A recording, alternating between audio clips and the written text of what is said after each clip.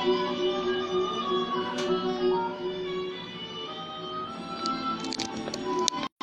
right, ladies and gentlemen. Live from the Hot Pudge Studios in Elmhurst, Queens, New York is Hot Pudge Wednesday one-on-one with your host. That's me, Pudge Fernandez. Guys, welcome to another show. I think it's episode 8, 9, 10. I don't know. I lost track. But we have a fun show tonight. We have a super duper guest coming on. I've been talking about him online. You guys know who he is. He's the author of the book Did It on a Dare. How I Built a Comedy Empire in 30 Short Years. Al Martin, representing the Broadway Comedy Club, Greenwich Village Club.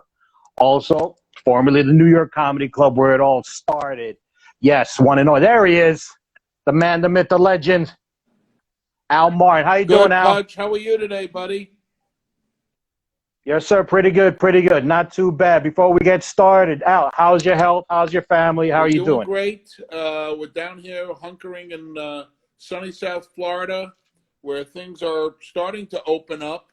I'm happy about that. I'm hitting the beach, the pool, socially distancing. Restaurants are opening, so we're jealous. We're jealous. You'll get there. When, I don't know, but slowly but surely. It's a little bit longer, you know, New York City. We go phase 1 next Monday. Phase 1 but we're going to get there. It's a process. And I don't know, when do restaurants open? What phase is that, 3 in New York? No, I think they may start around 2, but it'll be, you know, I'm guessing they're going to open like they're closed. Right. You know, like in increments. Right. Like, you know, it might open up at 25% and then 50% and then 75%. Oh, okay. I expect to be, you know, I'm guessing that, which is good. I like a nice slow, I can't you know, imagine, because we got to check the numbers. Go to 75% before there's a medicine or a vaccine? You think they'll go that high? I hope so. I mean, but I think by September, ready or not, 100%. Really? Ready or not, I think we'll be at 100 by September. Vaccine, no vaccine. Let me tell you, I know everybody wants a vaccine and a cure or whatever it is, but I'm not looking to rush it because I don't know. I want them to do it right. Let's test out a few monkeys before they do it on us. I don't want them to rush because you know those medicines. You get it now, 20 years. There's a commercial with your name on it. Did you get the vaccine back in 2020? Zantac, Humira, they're all going to be suing, right? You know this. You know, yes. And so as far as the vaccine, yes, I want it.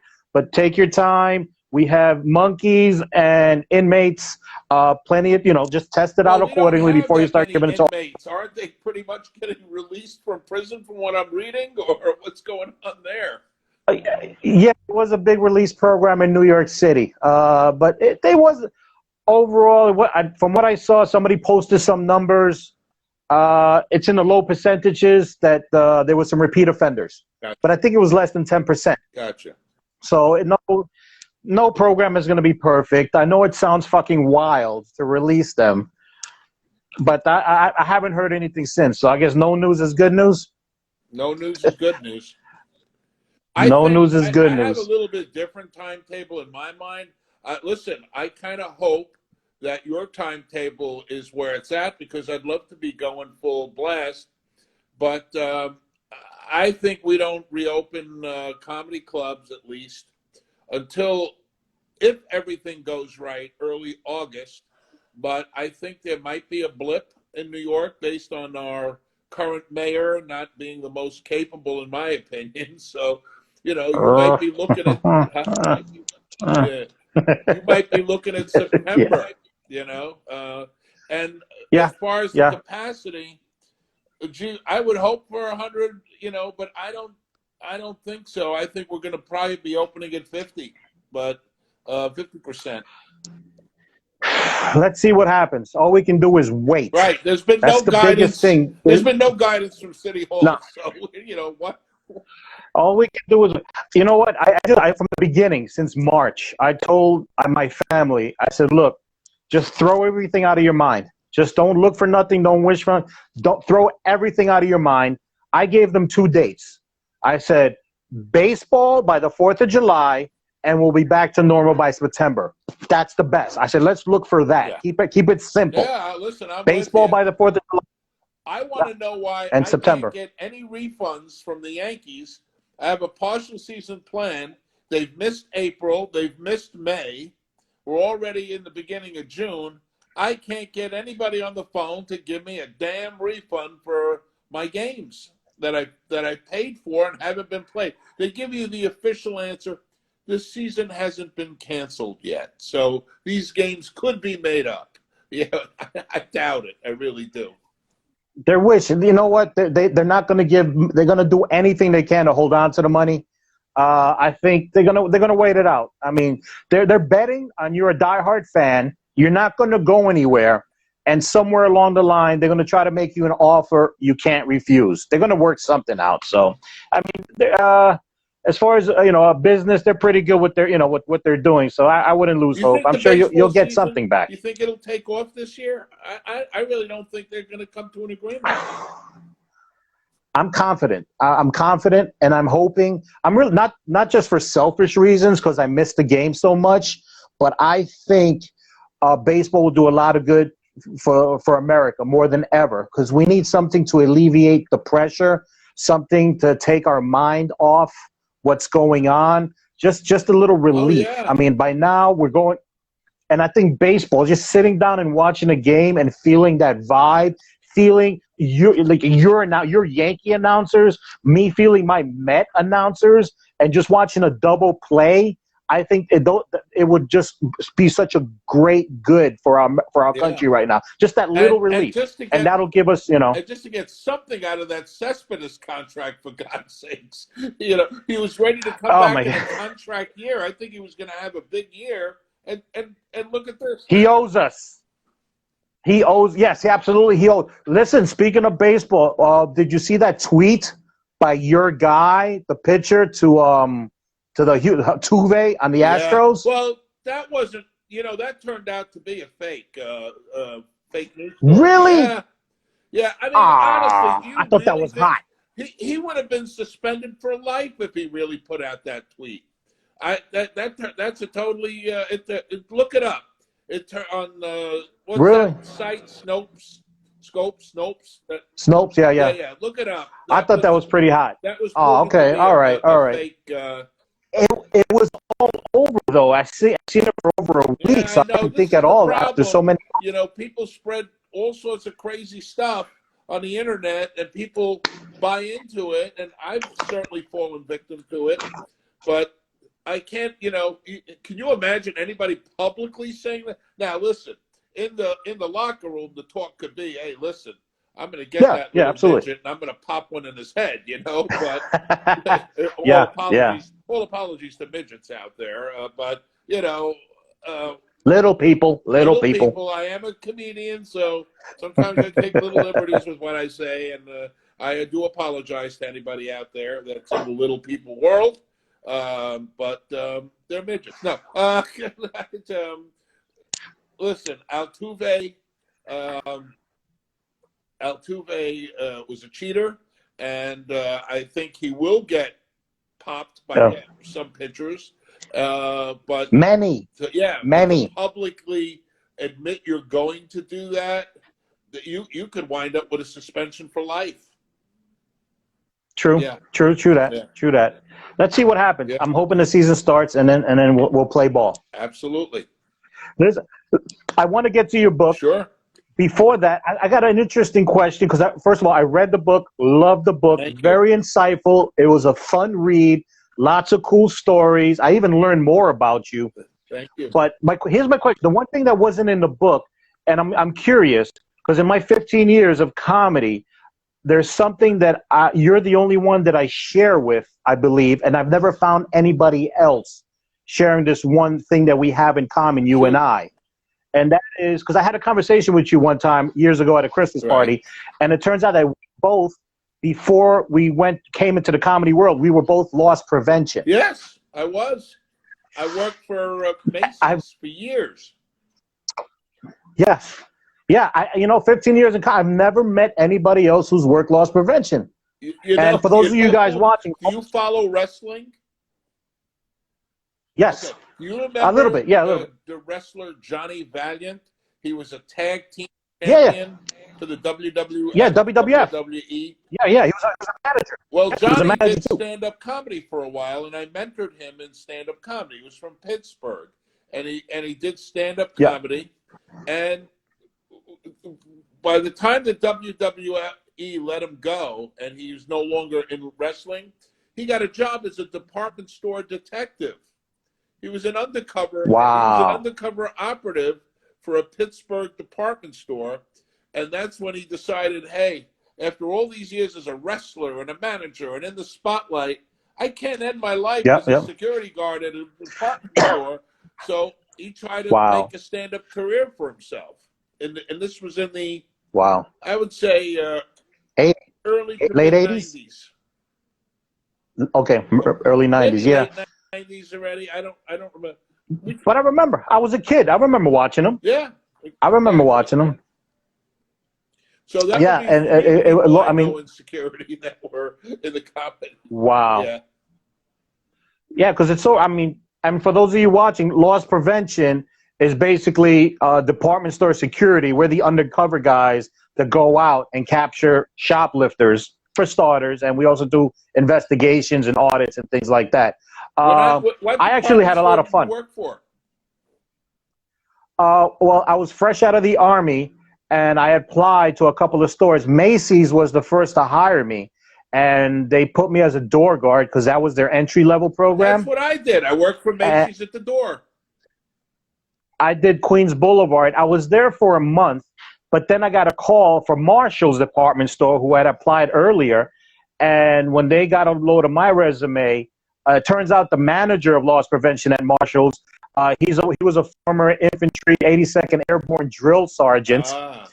Uh, so when he saw my resume and I was fresh out of the infantry, he immediately wanted me, and they offered me more money. And I had a family, so I mean, at the time, Macy's was paying me $7 at the door. Marshalls gave me $9.50 to be undercover. So I got the money and undercover, and I couldn't say no. So I spent like several years with Marshalls, the TJ Maxx Corporation. When I was with Macy's, Uh, yeah. When I was with Macy's in '76, it was a job that I had in college. Minimum wage was wow, $2.50. 76. Yeah, minimum wage was $2.15 an hour. Macy's paid me Wow. $3.65 an hour to stand at the front door at Macy's Flatbush, which was one block away from Erasmus Hall High School, where I got paid Okay. $3.65 an hour to have gangs of kids walk in and just grab an entire rack of clothing and just run out the door. I was completely outnumbered, and it was some wild times. I was in that Macy's the night of the blackout in 1977. I was doing security Oh, there. shit. Yeah, what happened was the store was closed for maintenance, and it was me and two huge Swedish workers who were doing maintenance on the air conditioner, and the lights went out, and within minutes, people were trying to break into the store. But back then, Macy's had those very thick glass windows that were like really thick, Right. and they must have cheapened them Right. up because I saw yesterday the windows got smashed to bits during the blackout, and not blackout during the riots in Yeah. Manhattan. But Yep. back in that day, the Swedish guy yelled, "You come into this store and I am going to shoot your brains out." And nobody bothered us. And within a half an hour, Macy's, I don't know if you're aware of it, on the Herald Square store, I think on the 9th or 10th Right. floor, they have a canine squad, a dog squad. Yes, I heard of it. Yes. So Yes, they do. Yep. they rushed about 10 guys with dogs and guns to the Flatbush store, because that store and Jamaica, I don't know if the Jamaica store is even there. It's probably gone. But they had a store on Jamaica. No, yeah, no. Yeah. Yeah. Woof. Yeah. Oof. And Yeah. those were the two stores that got destroyed in the riot. Well, we didn't get destroyed, but that store in '77 in Jamaica was crushed during the riots. We happened to be lucky. I was Wow. there. I was the idiot that was in the Wow. store that night. 76. So you were in, yeah, those, there's a lot of, there's a lot of loss prevention stories, and every major department store has loss prevention. But Macy's has always, Macy's has always been known. They're the top dogs as far as LP. Like, you guys got Yeah, down. And I definitely, I've yeah, seen yeah. it. They take their security very seriously. And thank God I went to a company that did also. Marshalls, TJ Maxx, they gave us some, they loosened the rope on us enough that we did what we had to do. Right. So yes, shout out to Macy's and TJX and TJ Maxx, loss prevention, Marshalls. But I made the mistake of switching to Old Navy loss prevention, and I don't want to get into it. Let's just say Army and Navy don't There mix. you go. Boom. It didn't work out. But yeah, so hey, loss prevention before comedy, me too. So Yeah, yeah. we So I was we, in we loss got. prevention. I left Macy's, went to work for a place called Century 21, which you probably heard of. They're now a pretty Yeah, big chain. yeah, But yes, they I are. worked for Century 21 for a couple of years, and then they fired me. And then my Oh life wow. took a very sort of weird turn. I did a couple of different things. I got into the lie detector business. I was doing that. That was in the book. Yeah, I was in the Yep, lie that was in the detector book. business, and then I accidentally fell into stand-up comedy, as you know from the book. I love the book because it's honest, and even though a lot of this took place in the early '80s, it totally fits with today's 90s, narrative as far as early being in the 90s, comedian. early 90s. Early '90s. Yeah, But the things you were saying just nailed it on the head. Right off the bat, you had me at the beginning when your first time on stage, you went up after Andrew Dice Clay, right. you bombed, Bombed. and yes, and you said most human beings would quit. Most normal human beings would quit. Yeah, But I'm not normal. That was a quote from your that's book. right. It stands today. I've told people, a million people, friends and family, we are not Yeah, normal. And you nailed it right. You knew that. comics It are was, not I normal. mean, just, We're not normal people. no. There's something a little off to get on a stage. Listen, when you're in a band, you're in a band with four other people. When you're a singer, you've got a band usually behind you. When you're in an improv troupe, you got a whole troupe. When you're a stand-up comic, you're walking on a stage telling people the most intimate stuff about yourself, and you're totally Yes. exposing yourself to strangers. There's got to be something a little off. I mean, but you totally nailed it. We are off. And I know I have issues in my family. They don't get it. And the other thing that you nailed in the book so beautifully was you stated successful people can't adapt. Yes, That was absolutely. successful people, so regular, normal, successful people usually cannot adapt to our environment. It's a sacrifice. It's a commitment to a life of poverty. Correct. And I love when you said that. I embraced it. I think that's our mentality. Can you elaborate? Why do successful people, what is it about successful people that they can't adapt? Because I've seen it. I know I've seen it. Yeah, I mean, absolutely. I think that, there, and what gets me is a lot of the people I speak to now in stand-up comedy, they get into it, and I ask them when I watch their sets at a showcase, I ask them, how many times a week do you get up on stage? And the new answers I'm starting to get from people, are things like, well, I do improv one night a week. I do acting another night. I do sketch 2 nights a week. I'm at UCB. Then I fit in one or two stand-up comedy sets a week. You know, that's all lovely, but you don't get good as a stand-up comic unless you live and breathe and every moment of your life is focused on getting better as a stand-up comic. And, I make the point in the book, and I talk about it, where a person who's living in their mother's basement, not making any dough, not having any prospects in life, has a better chance at making it than someone who's an extremely wealthy person and has a great day job. Because when you have that day job, when you're a lawyer, a doctor, a business person during the day, and we have them in comedy. You certainly run into them. I Yeah. know people that are surgeons, judges. I had a guy who was Donald Trump's lawyer. During the day, he was doing business Wow. deals in Atlantic City, and then helicoptering back to New York. Back then, they had a heliport on the it was known as the Pan Am building at the time.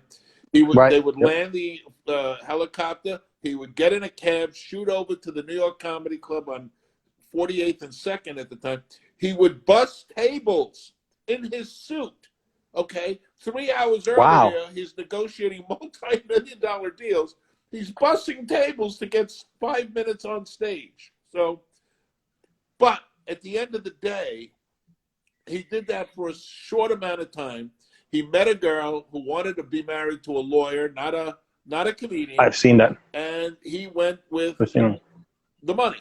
You know, he followed the money. Whereas you get a guy who has nothing going for them, they don't have a career job, and they're living cheap. They have the ability to sit at a club all night long and just wait it out. Yes. Because they don't have anything else going on necessarily. So they have a shot to make it. And if they persevere, you know, and that's the thing. You have to really want it and be prepared to go through some very rough times financially. You know, when I started, I was doing horribly financially. I wasn't making money. I had to work a day job and, you know, try to hustle and, you know, started a little comedy room, made a few bucks off of that. So, you know, it wasn't an easy. No, I absolutely. I mean, I see this. I see in the 15 years, comedians coming into the game, if they're brought up in such a way or are used to this lifestyle where they have to live in a certain apartment with space and they have to have these lavish vacations, and you can see just by the way they dress and by they eat, they're at another economic level that they must maintain. It's going to be hard to adapt. Yeah. I mean, this is an art, and it's all about being and the phrase "starving artist" that wasn't just made up overnight. There's a lot behind that. It's usually there's a reason for those sayings, you know. Exactly. They just don't come out of a vacuum. Exactly. And that's the thing. And as far as the younger comedians, you were talking about, you getting these answers. I meet a lot of young comedians, and I don't know. I get these looks. I try to befriend them. I'm more experienced in the game. I love to share because I would love for them not to make the same mistakes I made. Maybe, you know, just be a good Uncle Pudge. And I try to talk to them, and I tell them, because I ask them too, like, how many mics do you hit? You know, and they're like, yeah, 2 or 3, you know, here and there, once a week, twice a week. And I tell them, well, in my day, when I first started, I was hitting 25 mics a month. Yeah. Now their eyes open up. No, but I tell them, I'm like, I'm hitting 25, 30 because I was married with children. My single friends were hitting 30 to 40. Yeah. So I'm giving them you see what I'm saying? I was married with children. It was a little more, the level of difficulty is definitely. Well, yeah. My single friends are doing 30. We talk about your connection is so, but we talk about it in the book, you know, travel light. Yep. One of Al Martin's rules, travel light. If you're married, absolutely. If you're married with a wife and children and you're living far out on the suburbs, it's hard. You're dealing with so much more stuff than the guy that might live in the 5 boroughs or the gal that lives in the 5 boroughs that, you know, doesn't have a job that's, you know, a serious job. They can quit it at any time to do more stand-up comedy. And they have a lot more opportunities to get out and absolutely. They don't have the luggage, so to speak. Absolutely. One thing I tell young comics, and I even tell my own children, is wear a condom, don't get married, follow your dream. Yeah. Put your dream first. And then once you get your dream, it's a must. Yeah, once you get your dream and once you get to where, I mean, how many times do you see people's lives ruined when they have a kid that they don't expect, they get married, they both have dead-end jobs, they don't finish school, and then they either stick it out and are miserable or, you know, they get divorced and it's tough. There's collateral damage. It's tough. It's tough. I actually started, technically, in the comedy world, technically I started late when I was 32. But at that time, my kids were in elementary and junior high school. So it wasn't a bad time to start for me personally. And it is very difficult. But the best advice I ever got was from John Leguizamo. I had the opportunity to meet him one night. He came to a club where I was working as a bouncer, and I got to meet him and talk to him. Great guy, amazing person. And I just asked him. I was young. I asked him, "Hey, any advice? I'm a stand-up comic," and like every other seasoned comedy veteran, he told me stage time, stage time, stage time. And I asked him, I'm like, "John, I know, I totally know. The only thing is I have a family." And he responded, "Whoa, that sucks." Yeah. That's the first thing out of his mouth. He says, "That sucks." His advice was correct.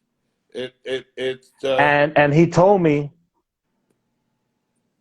yeah, and he finished off by telling me, and he said, "Look, you're still gonna get there. It's gonna take you longer, but you're still gonna get there. That's it." So I take that to heart. I never forgot it. But yeah, exactly. And that's it. And it is what it is. But I've seen friends and colleagues pass me by. It is what it is.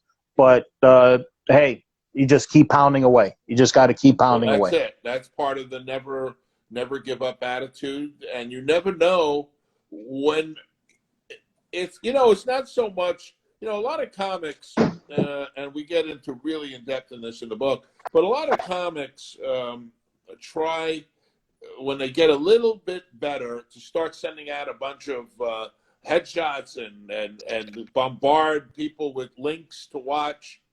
And a lot of times I tell people, open mics and the beginning places where you perform shows, it's very important not only to be a comedian to get better, but you have to try to socialize and get friendly with these people as much as possible, because you never know who's going to hit it big and who might remember you as a funny guy. A perfect example is a guy named Chris Murphy. He managed a club back in the early 90s. He was a shift manager over at the Improv. And he had said to me, Al, I tell you what, you've always been good to me, and I think you're very funny.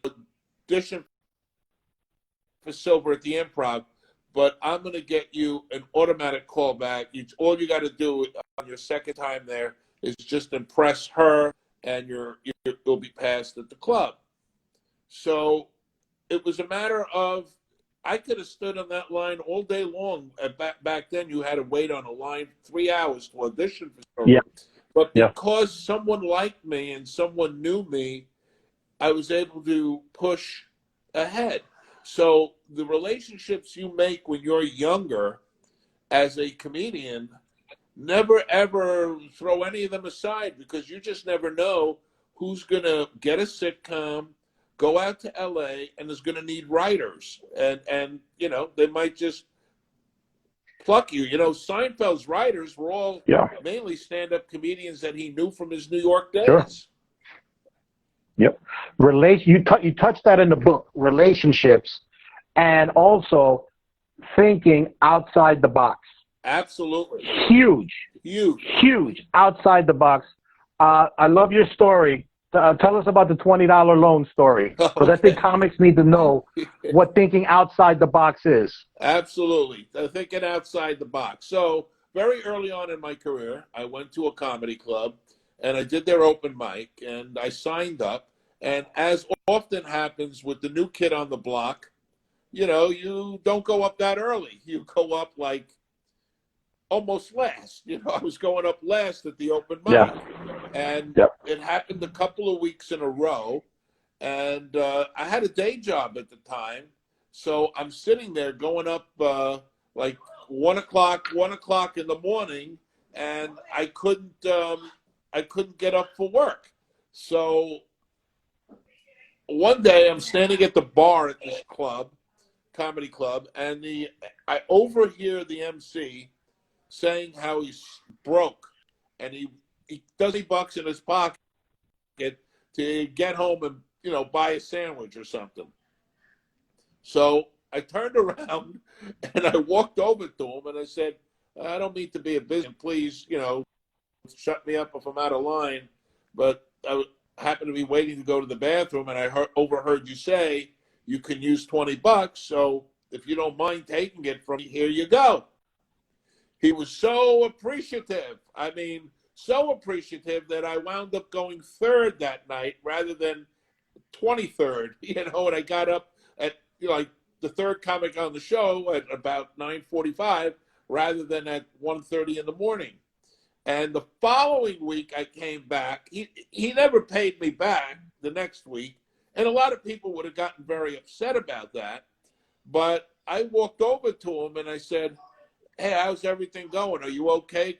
Could you use another $20? And he said, would you mind? I don't know what's going on. And I gave him another $20 and I went up like second or third that week. So it became an ongoing thing, and I made my own up rather than being the guy bitching and moaning, I go up late every week. I found an angle, and I worked an extra hour or two on my day job to pay him the $20. So nobody walk around and say, oh, he had an extra $20 in his pocket. I needed that $20 back then, trust me, but it was an investment in the future, and that's the way I looked at it. It's funny how the comedy world works. Like there's some kind of a karma or a wheel that goes around, and that's a great example. I'll tell you a funny anecdote. So last night you were on another interview with Pete Burdett. Yes, Comedy Pete. Comedy Pete. Everybody knows him. Everybody loves him. Well, so let me tell you the funny backstory. Who a lot of people might not have thought, hey, this is a guy that, is going to get some notoriety or fame in his life. And he just hustled and worked, and he sort of became an institution on McDougal Street, where, the New York Times interviewed him. People go a whole lifetime and don't wind up in the New York Times. I wound up in the New York Times like 3 or 4 times, but he really did it. He accomplished something that people don't do. Yep, absolutely. He's a sweetheart of a guy. And let me tell you, so the funny story is, I believe, I'm almost positive, I was the person who brought him in. I was his first liaison to stand-up comedy. I was working. I was working at your club at the Broadway. I worked for you, by the way. Thank you, and we'll get into that. But I was working the door at the Broadway Comedy Club when he came in with a young lady to see a show. Okay. So we started talking. He's from Queens. I'm from Queens. We're shooting the shit. And I told him I'm a comic, and his eyes lit up, and he's like, I want to be a comic. So I'm like, whoa. So I start telling him and schooling him and all these little things. And he's like, oh, wow, thank you. I gave him my, social media, hit me up. And then the show's about to start. And he's like, oh, I got to go down. I was, yeah, we'll talk later. He goes, 2 tickets, please. I said, I'm only charging you for her. You're going to be a comedian. Comedians don't pay to see shows. And he's like, wow. I'm like, yeah, you're going to be a comic? You don't pay to see a show. I'm only charging you for, forgive me, Al. I shorted you 1 ticket. But here's the best part. What happens? Open mics and you sort of break. I don't know if it's just me, but your connection is off a little bit. Can you hear me now? You're on standstill, and I can hear every other word. Okay. Oh, it's okay. I think it happens because you're in Florida. Just, yeah. Okay. So can you hear me now? We good? Okay, so Pete needs a job. He comes to me. He's heard about barking, and I send him to Travis, who's working on McDougal Street for you. Right. So it's just the wheel that turns where I let him in for free. He starts comedy, and in the end, he's making you money by selling tickets to your club. Right. So it's like a nice little, And eventually getting himself stage time. So he created an opportunity for himself. You steered him there, but he created a good opportunity for himself. Absolutely, and that's part of the game, and that's what I love about the book, The Hustle. The hustle. There is a hustle, and the ending learning. That's the thing. I don't know, again, going back to some young comics, and you said it in your book, some comics have this attitude. I'm beyond open mics. I'm beyond open mics. I'm beyond bringers. I remember Damon Wayans coming in to do a TV show in New York, and he needed to work on some spots, and he actually came in and did an open mic just so he could work on the timing. And you know, there's nothing wrong with doing open mics, you know, unless you're really working a lot on the road, do an open mic, you know. I thank you. I can't tell you how many young comedians need to hear that. I share the story with some young comics. I don't about the Comedy Cellar is looked at as the upper echelon, the White House that everybody wants to get into, right, as far as comedy clubs. That, you know, all the stars, and if you're there, you're at that next level. And so many comedians look towards that. And I remind some young comics that, you know, there's some comedians who perform there and in other clubs like yours that still go to open mics. I've seen them. I had somebody from the Cellar come to my open mic at the Laugh Lounge years ago, and another gentleman who goes to a friend of mine's open mic in Brooklyn. Right. Okay. And that's what I try to tell. And that's what you mentioned in your book I'm better than open mics. It's not about being better. It's a tool. It's a tool. And we all use this tool differently, and they need to understand you can't have that mentality. And you nailed it in the book. Yeah, I mean, you know, you never stop bringing. You know, a lot of people say bringer shows, and I don't want to do bringer shows. And, you know, bringer shows should be just part of your arsenal of what you do. If you can bring people, do them. If you can't bring them, there are other ways to succeeding at stand-up comedy.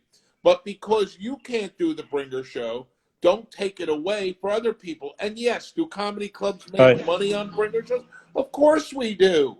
You know, I mean, that show is part of the package of things that comedy clubs do to pay the tremendous rents that are in New York and the tremendous insurance bills and, you know, everything else that you have to pay. I've always heard comedians talk negatively about bringers because they don't like this one or that one. And I'm like, listen, they're there, they're necessary. Nobody says you have to do a certain one. Shop around. Shop around. There's more. Shop around. I said, treat them like a used car dealership. You know, shop around. Find one you like. Great. Shop around. Great point.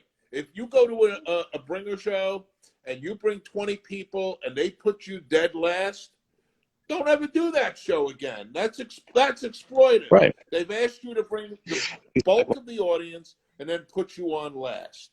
If you bring 10 people to a bringer show and they cut your time to 2 minutes at the end because they put up too many other comics that weren't doing anything, that's exploitive, and that's not right. You know? Yeah. I've told comedians, I knew a comedian, he was doing 3, 4, 5 bringers at the same place. It was like a 5-person minimum. He would bring 10 minimum. So his numbers were great. So I'm like, that's awesome. Hey, that guy should be giving you a guest spot. You're doing him a huge favor. You're getting your stage time. He should be giving you a guest spot or 2. You know, you got to work something out. Say, hey, I'm bringing the double. I'm bringing a lot. I've done several of your shows. You think I could get a couple of guest spots? You know, they gotta ask. They gotta ask. Sometimes they just don't know. They think it's supposed to be a magical ride, and it's not. They're all bringers. At the end of the day, every comic is a bringer. Do you think that if Wanda Sykes couldn't bring an audience to the Borgata and fill it up with 3,000 fans, that she's going to be getting booked at the Borgata? You got to bring, you got to deliver. And as far as, you know, as far as the new talent shows, like I said, you know, you don't have to do them. You can do other things. You can hit 26,000 open mics, and it just takes longer. Or you can produce your own show, or produce your own mic, or bark and get stage Exactly. time. I mean, or You do have to these flex. You have to alternative flex. shows. You could do them. I'm not a big fan of them because I've seen the alternative genre come and go 2 or 3 times in the last 30 years. And Oh, that's interesting. yeah, and Wow. basically Wow. all it is Okay. usually the same 10 or 15 comics every week performing to the same people. And maybe you'll get a few audience members, maybe. So, it, huh? Interesting. Yeah, and Interesting. I've never heard that before. what is the definition of an open mic? Performing in front of the same 10 or 15 people every week with maybe a few audience members. So some of these shows are really glorified open mics as far as I'm concerned. And you know, You're absolutely right. I think young comedians need to learn to adapt. First of all, one thing they need to learn is there's no rules. There's no rules to no this. You rules. can make your own lane.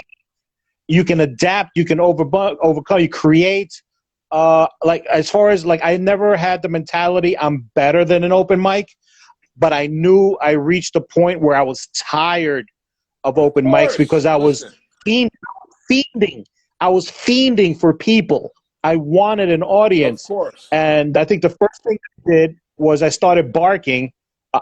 Funny enough, for your club, the World. Remember there was the Yeah, I remember World that. at your Sure, upstairs? Aaron Haver. I did a 6-month bid barking in Times Square.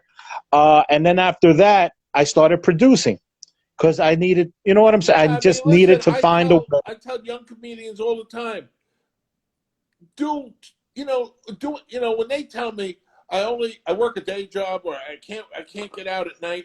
Now you have all the opportunities in the world. You could go to McDougal Street and do probably 5 open mics in one night if you really hustled it the right way. In one day, there are now open mics at 3 o'clock, 4 o'clock, 6 o'clock, 8 o'clock, 9, 10, 11 o'clock. I mean, if you want to do it, you can do it. You got to want to Yes, do it. yes. And Feasible. I challenge every comedian. Like I told you, 25 to 30 mics is what I did as married man. But my friends were doing 30, 40, even 50 mics. All you got to do, there's a calendar. There's multiple websites with right, calendars of exactly. open mic. And If you can plot it and set it, exactly. you can do it. It's You feasible. gotta want to do We it, have, yeah, the you people got to that want to. usually complain the most at the end of the day, it's so funny because they'll ask me to watch their acts. I watch their acts in a showcase, and 6 months later, they're on another showcase that I'm watching, and they're not changing. When I ask them how many times you're getting up on stage a week, once, twice, I have a day job, but you know what? You can get on more if you really wanted to and committed to it. And getting back to ways of getting, when they say, "Well, I need to grow beyond open mics," as you said, and I said at one time in my life, well, Right. there are people barking at our clubs that are making money doing it and are getting a spot on a real show at 9 o'clock at night. And then there are people who are interning. We've had some unbelievable interns in my 30 years in the business. Guys like Gary Greenberg, who's now the head writer on the Jimmy Kimmel Show. We've had Mike Sweeney, who's the head writer of the Conan Yeah. O'Brien. No, he wasn't an intern. He was just one of the top comics at the time in the city. But Pete Coriali, I don't know if you know Pete. He's was one of the top I comics know in where New you. York. Jim Brewer's opening act. He performs all over. He's been on the Tonight Show.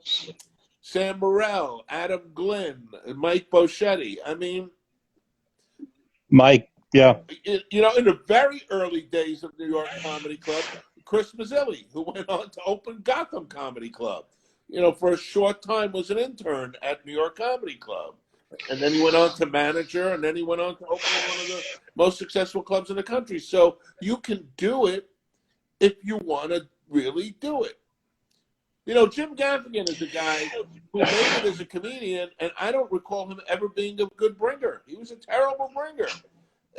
And I remember having the discussion with him when he wanted to join the regular lineup, and I didn't think he was ready, and he really kind of got angry at me, but he was coming, you would look now and say, Al, were you insane? He wasn't ready. But the Jim Gaffigan of today wasn't the Right. Jim Gaffigan of almost 28 years ago, when he was trying to make it as an open micer Absolutely. at a time when the lineup was people like Liz Winstead or Bill Hicks or Brett Butler or Dave Attell or Mike Royce, Eddie Brill, guys like that. So they weren't ready. It's got to be excruciating hard. And I've spoken to young comics, and I need to ask you, is you were saying, sometimes you have to tell a comedian they're not ready. How do you tell a 2-year-old, a 3-year-old, 4-year-old comic and comedy age that they're not ready, they don't have their tight five, you shouldn't be auditioning, showing yourself yet? Well, how do you tell that to them? I think I have a very unique take on this that very few people do. Because when I was starting out, there were some people that were brutal with their critiques. Lucian Hold over at the comic strip, Silver Friedman. They were very, very harsh. Louis Ferranda. They were very tough on how they critiqued the up-and-coming comedians. And having been a comedian myself, I had a very different, I think, other than Mazzilli, who did some stand-up comedy for 4 or 5 years, I think I'm the only comedy club owner in New York that has had an extensive stand-up comedy career. So I understand the sensitivity of a comic, and you can handle big time. You can handle an audition, post-audition interview with a comic in a way that you can either destroy them and they'll never go back on a stage again out of embarrassment, or you can let them know that they need to improve, but give them hope that, if they do, they can get somewhere in the business.